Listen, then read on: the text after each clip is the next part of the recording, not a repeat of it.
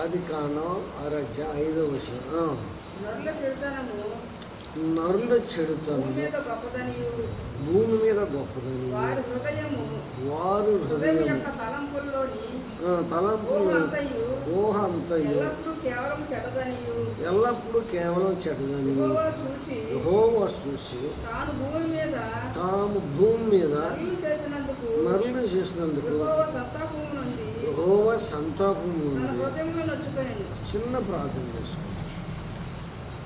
పరిశుద్ధుడా, వందనాలు తండ్రి, మీకు స్తుతులు స్తోత్రాలు చెల్లిస్తున్నాను. దేవుడా వందనాలు. నీ బిడ్డలతో కొద్ది నిమిషాలు మాట్లాడుతున్నాను. నేను మాట్లాడితే ఇది అర్థమవుతుంది.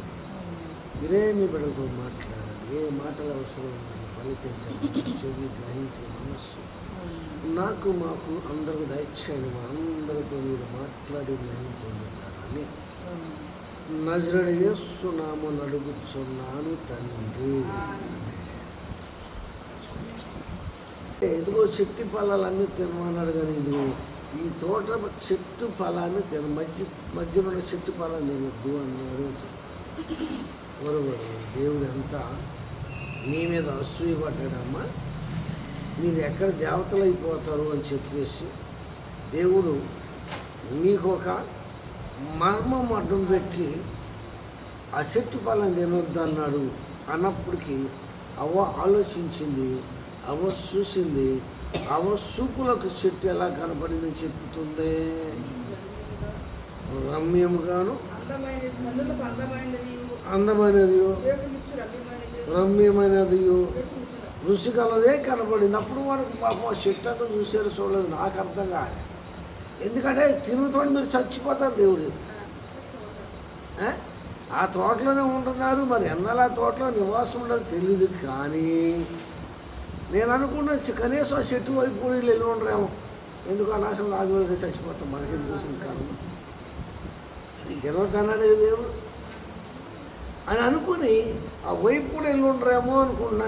నేను అనుకున్నాను, నా యొక్క సొంత ఆలోచన.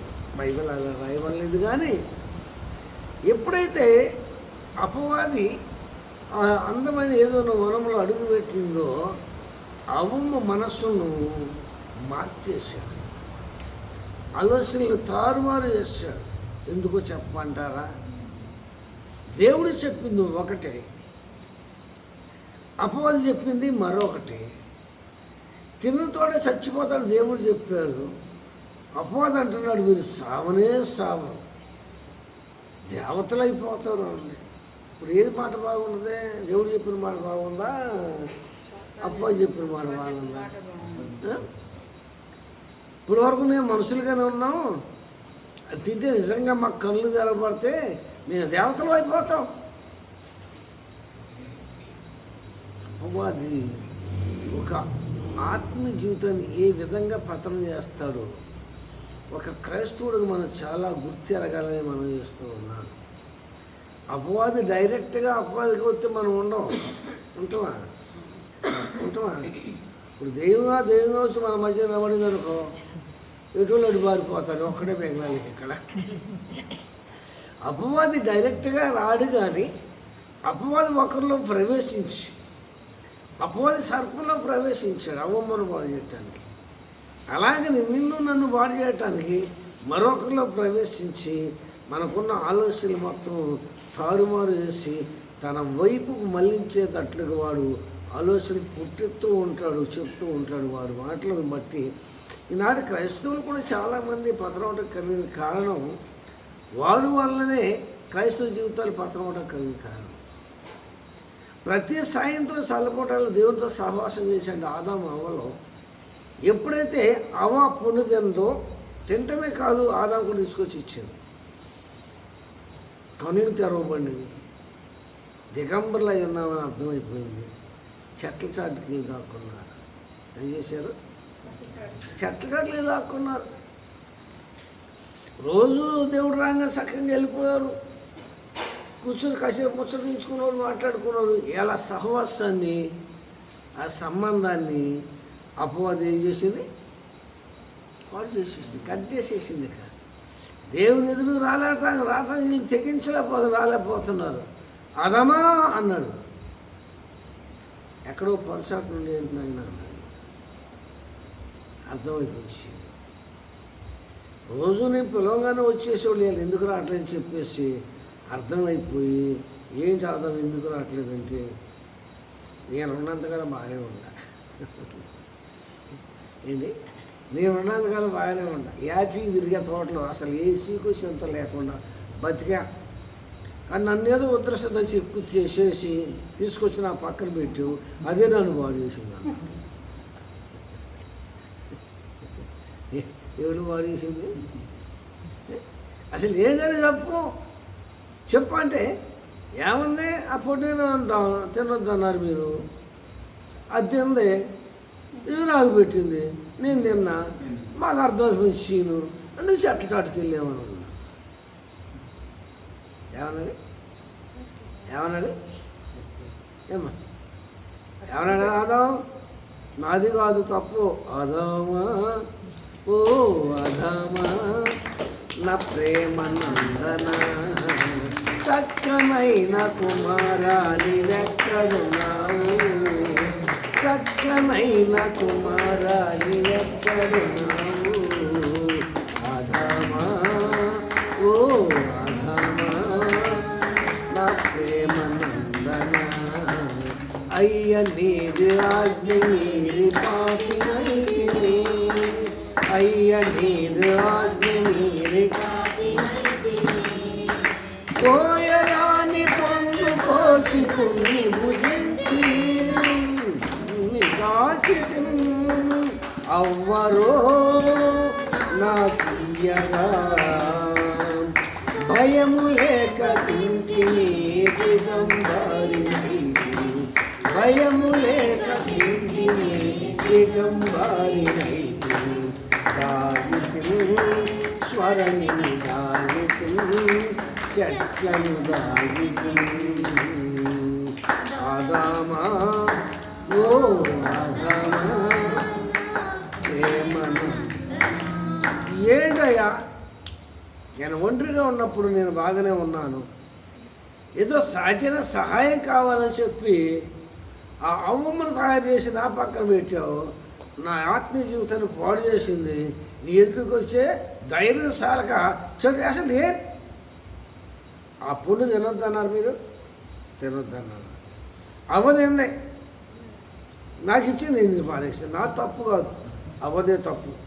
ఎవరు తప్పు? ఎవరు తప్పు? అవనే చేయకపోతే ఆ చెట్టు పండు తినేది కాదు, నాకు తినిపించేది కాదు. ఏమన్నాడు? అవనే చేయకపోతే ఆమె తినేది కాదు, నాకు తినిపించేది కాదు. నాది కాదు పొరపాటు, అవ్వదే. ఎవరు ఏమన్నాడమ్మా? అవదే అవనాడు. దోషగాడు సర్పము నన్ను మోసగించెను, దోషగాడు సర్పము నన్ను మోసగించెను. వేషభాషలాడి నన్ను ఊరించెను, నన్ను లాలించెను. వేషభాషలాడి నన్ను లాలించెను. మోసగా మోసపోతిని, దాసురాలనైతిని నాకు దారి చూపను, దాసురాలనైతిని నాకు దారి చూపవే, నన్నిల పోవే మన్నన చేయవే. ఓమా ఏంటి మమ్మల్ని చేసావు? బాగానే ఉంది. చిలక గోరింగల బతుకుతున్న బాగానే ఉంది.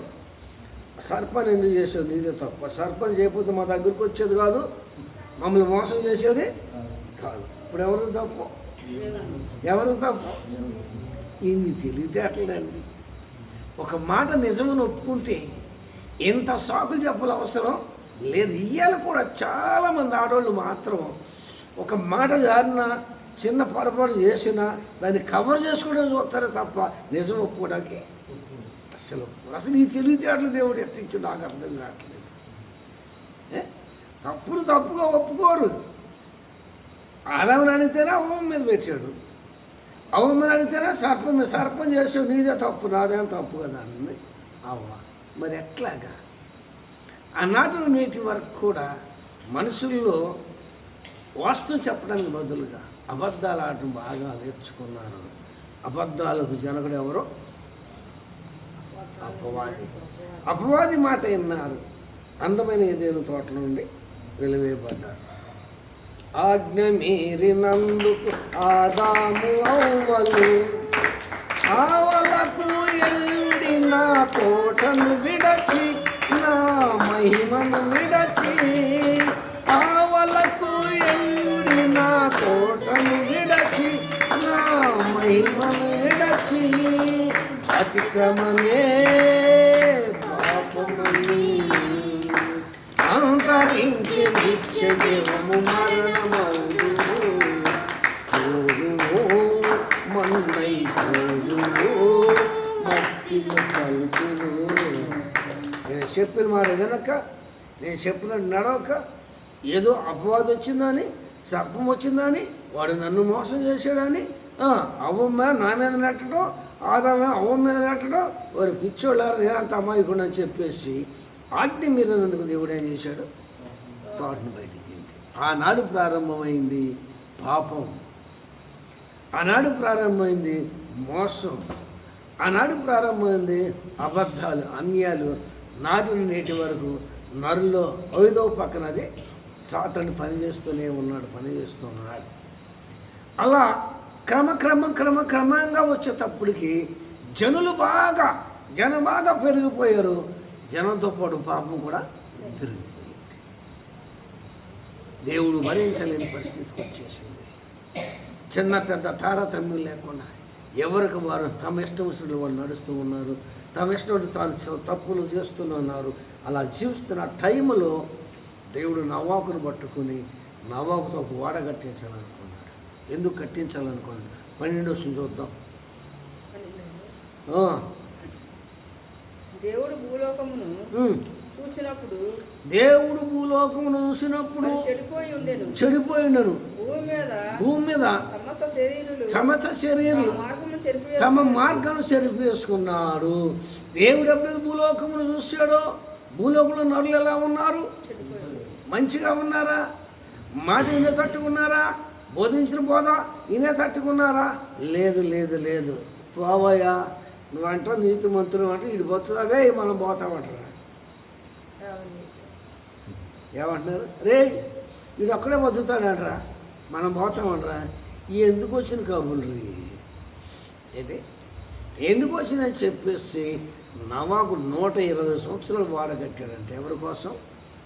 ఈ జనుల కోసమే, ఈ ప్రజల కోసమే. ఈ ప్రజలు వాడలోకి వస్తారు అని చెప్పి దేవుడు ఆశించి ప్రేమించి చేస్తే నవక దగ్గరకు ఒక్కళ్ళు రాలే. ఎందుకు రాలే అంటే వీళ్ళ మార్గాలు చెరిపేసుకున్నారు, వీళ్ళ ఆలోచనలు చెరిపేసుకున్నారు, ఈ మనసులు పాడు చేసుకున్నారు. చెడుతనంతో నిండిపోయింది హృదయం, చెడుతనం నిండిపోయింది ఆలోచన. ఒకరికొకరు ఓర్చలేని పరిస్థితులు, ఒకరికొకరు భరించలేని పరిస్థితులు. ఆ పాపం అంట భూమి మీద భారం అయిపోయిందంట. ఏమైంది? నరులు చెడుతనం దేవుడు చూసి సంతాపం ఉందాడంట. నరులు చెడుతనం దేవుడు చూసి ఏడ్చాడంట. ఎందుకు ఏడ్చాడు? అనవసరంగా సృష్టిని పాడు చేయటం నరులు నేను చేశానే, నా మాట వినకుండా నా యొక్క ఆజ్ఞ ప్రకారం నడకుండా తమ ఇష్టానుసారంగా తమ మార్గాలు చెరిపేసుకున్నారని చెప్పి దేవుడు సంతాపం నొందాడట. అంటే వీళ్ళని గూర్చి దేవుడే ఏడ్చాడంటే ఏమని? చింతించుచున్నానురా ఓ నరుడా, నేను సృష్టించినందులకు సంతోషము లేదా ఏరా, నిన్ను గూర్చి సంతాపముందేనురా, సంతోషము లేదా ఏరా, నిన్ను గూర్చి సంతాపముందేనురా. త్రాగుబోతు దొంగ విషారినైనావు, పోగా బొమ్మలకేమో సాగిల పడతావు. త్రాగుబోతు దొంగ పోగా బొమ్మలకేమో సాగిల ఆగామైపోతావురా ఓ నరుడా, అంతము నీకొచ్చిందిరా. ఆగామైపోతావురా ఓ నరుడా, చింతించు సున్నానురా ఓ నరుడా, నిన్ను సృష్టించినందులకు సంతోషము లేదా ఏరా, నిన్ను గూర్చి సంతాపమురా. కుడిసి వేయుదు నిన్ను కులనీలు లేకుండా, చెడుగు స్నేహము చేసి చెడిపోయినావు. కుడిసి వేయుదు నిన్ను కులనీలు లేకుండా, చెడుగు స్నేహము చేసి చెడిపోయినావు. ఆగామైపోతావురా ఓ నరుడా, అంతము నీకొచ్చిందిరా. దేవుడు భూలోకమును చూసినప్పుడు, భూలోకంలో నరుల పరిస్థితులు చూసినప్పుడు దేవుడు చాలా వేదన పడ్డాడు, చాలా దుఃఖపడ్డాడు. ఎందుకంటే వీళ్ళ పరిస్థితులు ఆయనకు అనుకూలంగా లేవు. కానీ ఎవరు ఇష్టానుసారంగా వాళ్ళు బ్రతుకటానికి ఇష్టపడుతున్న కాలం ఆ కాలం. సేమ్ అదే కాలం ఇప్పుడు ఎదురవుతుంది. సేమ్ అదే పరిస్థితులు ఇప్పుడు కనపడుతున్నది. మన ఇండియా కూడా ఒక జీవోపాధి చేసింది. 4 బిడ్డలు కన్నా తల్లి తన ఇష్టమైన దగ్గరికి వెళ్ళవచ్చు. 4 బిడ్డ కన్నా తండ్రి తమ ఇష్టం వచ్చిన దాని దగ్గరికి వెళ్ళవచ్చు. మన ఇండియా కూడా అమెరికా లాగా తయారైపోవడానికి రెడీగా అర్థం అవుతుంది. ఎందుకు? పాపం భూలోకంలో పెరిగిపోతుంది. పాపం భూలోకంలో పెరిగిపోతుంది. ఆ రోజున నవాకు చేసిన బోధ ప్రజలకు ఏమాత్రం లెక్కలేదు. నవాకు చెప్పిన మాట ఎవరూ లక్ష్య పెట్టలేదు. నవాకు పగలంతా వాడగట్టి రాత్రంతా బోధ చేశాడంటండి. కనీసం ఒక్కళ్ళు కూడా మార్పు చెందలేదు, వాళ్ళు అడుగు పెట్టలేదు.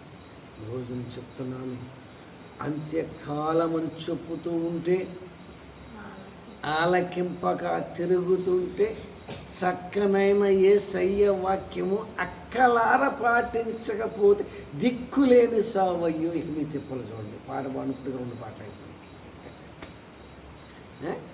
ఏకాల రాకడ సమయం ఉంది, రాకడకు వస్తుంది, దగ్గరికి వస్తుంది చెప్పేసి నాలాంటి బోధకులు సేవకులు ఎంతోమంది బోధ చేస్తుంటే డబ్బు డబ్బు డబ్బు డబ్బు డబ్బు కావాలి, చెడు స్నేహాలు కావాలి. చెడు స్నేహాలే కాదు, త్రాగుబోతులు కానీ, ఏబిసారి దొంగ కానీ, మోసగాడు జోజగాడు కానీ, ఇగ్రాదు కానీ, ఎవరు ఏ పని చేస్తున్నారో, ఎవరు ఏ వృత్తిలో ఉండనో ఆ వృత్తి చేసుకుంటూనే ఉన్నారు. కానీ సేవకుని మాట ఎవరు వినేటట్టుగా లేదు. ఎంతకాలం బ్రతుకుతావు? బ్రతుకు శాశ్వతంబు కాదు, పరికించి చూడ. ఇది బ్రతుకు శాశ్వతంబు కాదు. హృదయం అనేది తన పాటలో శరణం ఇది. మన బ్రతుకులు మన శాశ్వతమే కావు. నువ్వు సంపాదించి చిల్లు కావు, నీతో రాదో. రాత్రి పగల సమకూర్చి కష్టపడి సమకూర్చి నా సొమ్ము, నా బలం, నా ధనం అనుకున్నావు, నీతో ఏది రాదు. నీ పాపం నిన్ను పట్టుకుని నీ అంట వస్తుంది పాపం. కొందరు పాపలు తీర్పుకొని ముందు వెళ్ళిపోయి, కొందరు పాపం అల్పం వస్తున్నాయి. ప్రభు చెప్పిన మాట దేవుడు ఆలోచించాడు, ఓర్చుకున్నాడు. ఓర్చుకుంటే నరులు ఏమాత్రం మార్పు అన్నది రావటం లేదు. ఒకటే నిర్ణయం చేశాడు, మొత్తం నీళ్ళని తుడిసా ఒకడు పడాడు. ఏమనుకున్నాడు? ఎందుకు తుడిసేయాల్సి వచ్చింది అంటే వాళ్ళ చెడుతనం భూమి మీద గొప్పదయింది. వాళ్ళు చేసిన పాపం భూమి మీద గొప్పదయింది. దాని పాపం ఆకాశానికి అంటి ఉన్నవి, దేవుడు దాన్ని ఎక్కడ వాక్యం మీకు తెలుసు. దాని పాపములు ఆకాశానికి అంటే దేవుడు దాన్ని జ్ఞాపకం చేసుకున్నాడు. అంటే భూమి లేకుండా చేస్తాను అన్నాడు. అంతే. ఎంతకాలం సాగుతుంది ఈ ఆట? ఎంతకాలం సాగుతుంది నీ పాట, నీ ఏసాలు. నా దేవుడు కన్నెర చేస్తే నువ్వు కాలగర్భంలో కలిసిపోతావు, జాగ్రత్త. నా దేవుడు కన్నెర నువ్వు కాలగర్భంలో కలిసిపోతావు. నువ్వు సొత్తు కాదు, నీ సొంతం కాదు. దేవుడు కృపతో నిన్ను బ్రతికిస్తున్నాడు. కానక కళ్ళు పొరలు కమ్మి నా ఇష్టం అనుకుంటున్నావా? దేవుడు నిన్ను ఒక దినం రాబోతుంది లెక్క అడగబోతూ ఉన్నాడు అనుకున్నాడు. ఏకనే అనుకున్నాడు దేవుడు. శ్రమించాడు కానీ సమయాన్ని వాళ్ళు సద్వినియోగం చేసుకోలేకపోయారు. దేవుడు ఒకేసారి ఒక్కడిని కూడా లేకుండా చేస్తా. ఒక్క మనిషి కూడా బతకడానికి లేదు. ఎందుకంటే వాళ్ళ చెడుతో భూమి మీద గొప్పదైంది. వీళ్ళు ఒకళ్ళిద్దరు బతికితే మళ్ళీ ఏం చేస్తారు? మళ్ళీ బాడు చేస్తారు అని చెప్పి నవాకును భార్య అని, తర్వాత కోడల్లో కొడుకులు మాత్రమే వాడలో చేర్చుకున్నాడు. పరిశుద్ధమైన ప్రతి జంటను తీసుకొచ్చి వాడలో వెళితే 40 రోజులు వర్షం ఉంటుంది. ఆకాశం తూలిపోబడి భూములు తూలిపోబడ్డాయి. ఆ జల ప్రళయములు పాపం ఏమైపోయారు? ఇటు పోయారు. ఏళ్ళ చేసిన ఇటుపోయారు. రే వాడే బతుకుతాడంటరా, మనం చచ్చిపోతామంటరా అన్నవాళ్ళు ఎటుపోయారు? ఉన్నారా? ఒక్కడు లేదు. ఆయన 1 రోజా, 2 రోజులా, వారం రోజులా, 10 రోజులా, 20 రోజులా, 50 రోజులా? వర్షమే 40 రోజులు కూర్తే ఆ నీరు దగ్గర 150 రోజులు పట్టిందంట. ఎన్ని రోజులు పట్టింది? 150 రోజులు ఎన్ని నెలలకు వస్తుందమ్మా? గడ్డి తిని బతుకుతారా? 5 నెలలు ఏం తిని బతుకుతారు? ఎన్ని డబ్బాలు ఎత్తారు, ఎన్ని పేపాలు తాగారు, ఎన్ని కోళ్ళు కోసి తిన్నారు, ఎన్ని గొడ్లు కోసి తిన్నారు. భయం లేక బ్రతికినంటే ఆనాటి ప్రజల యొక్క పరిస్థితి ఏమైందంటే ఒక్క దినములోనే సమస్తాన్ని నాశనం చేశాడు, వాళ్ళు చేశాడు. కానీ ఈరోజు కూడా 2వ రాకడ వస్తుంది, 2వ రాకడ సిద్ధపడండి అని బోధకులు బోధ చేస్తున్నారు, సంఘాలు వింటున్నారు. కానీ వాళ్ళు చేసే పాపాలు మాత్రం మానట్లే, వాళ్ళు చేసే మోసాలు మాత్రం మానట్లే, వాళ్ళు చెప్పే అబద్ధాలు మాత్రం మానట్లే, వాళ్ళు తిరిగే ఏదో తిరుగుడు మానట్లే, వాళ్ళు చేస్తున్న అతిక్రమాలు అన్యాయాలు విడిచిపెట్టట్లే. మందిరానికి మాత్రం వస్తూ ఉన్నారు. ఎందుకంటే మందిరానికి వెళ్ళకపోతే బాగోదు, నాన్నగారు ఏమైనా ఫీల్ అయిపోతారేమో, నాన్నగారు పాంచితే నేను బతికా అంటే నాన్నగారు పాంచితే నేను బతికా, వెళ్ళకపోతే ఏమైనా అనుకుంటా ఫీల్ అయిపోతాను. మందిరానికి మాట వరుసగా వస్తున్నాడు తప్ప హృదయపూర్వకంగా నా యొద్దకు వచ్చినవాడు కారు అని ఇర్మియా గ్రంథంలో నేను చెప్తాను. ఈరోజు ఇక్కడ కూర్చున్నవాడు నేను ప్రభు రాకలు ఎత్తబడతాను ధైర్యంతో ఒక్క స్త్రీ కానీ పురుషుడు అని చెప్పే దమ్ముందా మన సంఘంలో? నేను అడుగుతాను, ఒక్కడ దగ్గర, ఆడదాని దగ్గర, మగవాడి దగ్గర, ఎవరి దగ్గర దమ్ముందా? లేదు. ఎందుకు లేదో చెప్పమంటారా? వీళ్ళు స్వార్థపూరితమైన మనసు కలిగి ఉన్నారు, స్వార్థంతో వీళ్ళు బ్రతుకుతూ ఉన్నారు. కానీ దేవుని యొక్క మాట కొరకు బ్రతకడం నేర్చుకున్నారు. మనుషులు రొట్టె వల్ల మాత్రం జీవించలేరు కదా తండ్రి, దేవుడు వచ్చి ప్రతి మాటను బట్టి జీవించగలదు. ఆత్మీయ జీవం చేయని శరీరం కేవలం నిష్ప్రయోజనం. దేని చూసి మురిసిపోతున్నాం, దేని చూసి మురిసిపోతున్నాం? అందాన్ని చూసా, ఐశ్వర్యం చూసా, నీకున్న అంతస్తుని చూసా, నీకున్న ధనధాన్యాలు చూసా? అన్నా ఏది నీతో రాదు. కానీ ఒక్కట మాత్రం మనం తప్పించేది, నీతి మరణం మనల్ని చూస్తుంది. ఉగ్రధనంలో ఆస్తి నీతొక్కటే మనల్ని తప్పించగలిగేది, నీతొక్కటే మనల్ని పర్లకు రాగించగలిగేది. మరి ఎంతమంది నీతి కోసం పోరాడుతూ ఉన్నారు, నీతిమంతులు బ్రతకాలని ఆశపడుతున్నారు. ఈ స్వార్థపూరిత మనసు నాకు వద్దు ప్రభా, నీవు నాకుంటే చాలు అంటే నీవు నాకుంటే చాలు అన్న వాళ్ళు ఎంతమంది ఉన్నారు నేటి సంఘాలలో. అవసరం పని వచ్చిందని ఆదివారాలు ఎగ్గొట్టుళ్ళు ఎంతమంది ఉన్నారు, 4 సిమ్లు పడితే ఎగ్గొట్టి ఇళ్ళలో పడుకున్న వాళ్ళు ఎంతమంది ఉన్నారు. 4 శినుకులు, పెద్ద వర్షం కూడా ఏం కాదు. 4 శినుకులు ఆధారం చేసుకుని శనివారాలు బుధవారాలు ఎక్కటి ఇళ్ళలు పడుకుని ఎంతమంది ఉన్నారు. ఆదివారం అనవసరమైన పనులు పెట్టుకుని, అనవసరమైన ప్రయాణాలు పెట్టుకుని ఆదివారాలు ఎక్కటి వాళ్ళు ఎంతమంది ఉన్నారు. వీళ్ళు ఎక్కడ పోతారు రేపు పొద్దున? క్రమం లేని చోట అక్రమం ఉంటుంది. అక్రమ శనివారాలా ఎక్కడ ఉంటావు నువ్వు? ఎక్కడ ఉంటావు? ఎన్ని ఆదివారాలు ఎగ్గొడతావు, ఎన్ని శనివారాలు బుధవారాలు ఎగ్గొడతావు, ఇంట్లో పడుకున్నావు నువ్వు. అందుకని దేవుడు నిన్ను బ్రతికించింది, అందుకని దేవుడు నిన్ను బాగు చేసింది, అందుకని దేవుడు ఒక సంఘంలో ఒక మంచి వ్యక్తిని నిలబెట్టింది.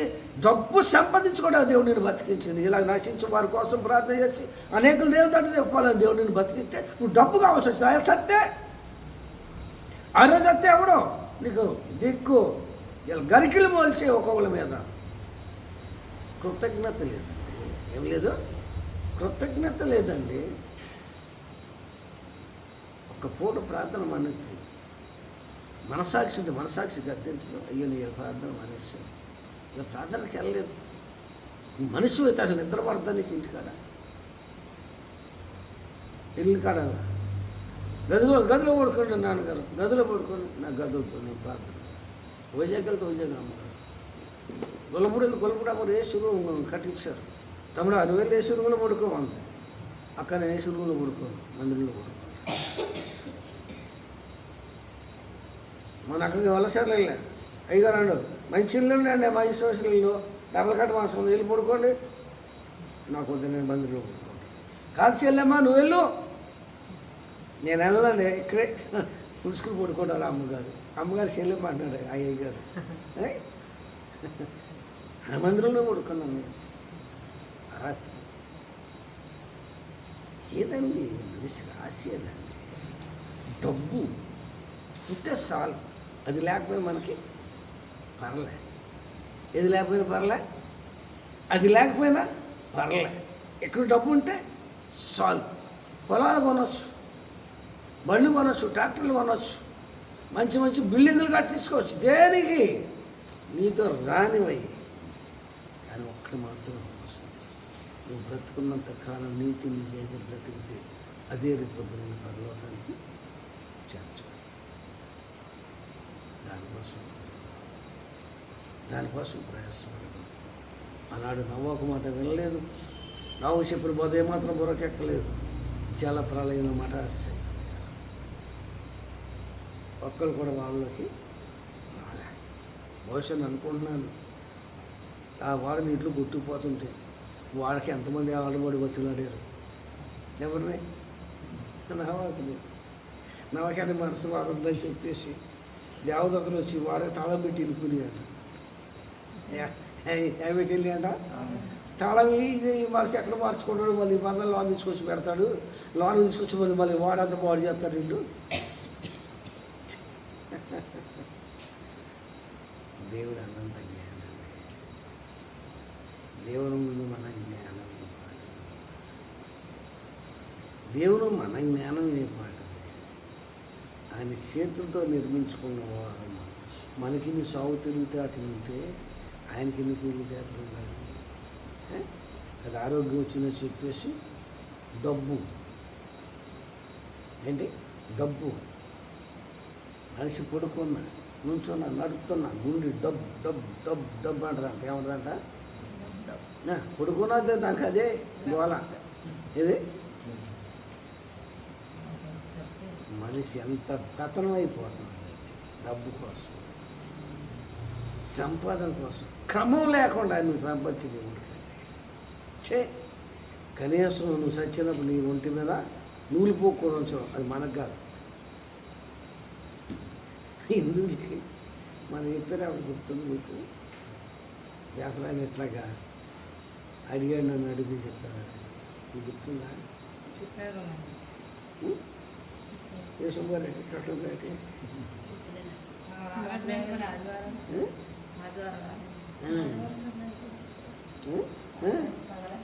ఆయన నన్ను అడిగాడు, డౌట్ వచ్చి నన్ను అడిగాడు. నేను చెప్పాను మమ్మల్ని శుభ్రంగా స్నానం చేసి మంచి మంచి బట్టలు వేసి, కొంతమంది ఫిట్లు మోసుకెళ్తారని, కొంతమందిని కట్లు మోసుకెళ్తారండి. మాకు అట్ట చేయరండి పాస్టర్ గారు, మమ్మల్ని తీసుకెళ్తారు, ఆ పొలం మీద బురకేసిన కానీ మాట్లాడు కూడా ఉంచాలంట మీద చెప్పాడు. కట్టుకున్న మాట్లాడు కూడా మమ్మల్ని ఉంచారండి కాల్చే ముందు చెప్పాడు అన్నాడు ఆయన. నాకు ఆశ్చర్యం అనిపించింది.